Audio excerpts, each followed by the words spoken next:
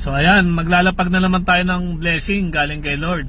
So o nga pala, hingi lang ako ng pabor, pagdasal natin yung bansa natin, parang ang gulo-gulo.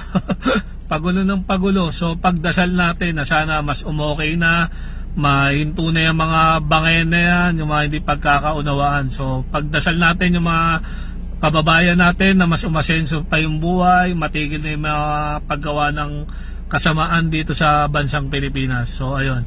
So dito ko na lang siguro lalapag sa may gilid. Ayan, dito sa may gilid ng puno. So kung pamilyar ka dito, puntahan mo na agad. Pero kung malayo ka naman, wag mo na puntahan para di ka maabala. So tara, lapag na natin to. So ayan, dito ko na lang lalagay sa may gilid, ha. Ayan, ingat, God bless. Yun! Yun, maglalapag na naman tayo ng blessing galing kay Lord. Ayop ka. alam mo na.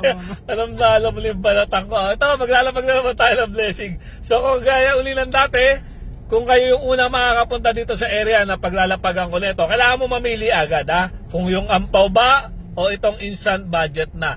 So nasa sa yung pagpapasya mamaya kung anong pipiliin mo. So panoorin mo sa next video kung saan banda kami iinto. Ingat, God bless. So ayan, dito na lang natin to lalagay. O baka mayroong taga rito kung inaanak, dito ko na lang lalagay sa side mirror. Ingat, God bless.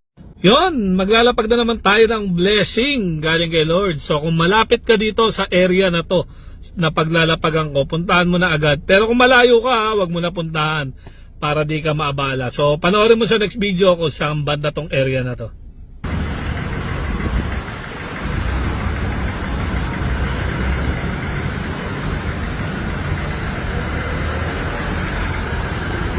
So ayan, dito na lang natin lalagay sa may gilid.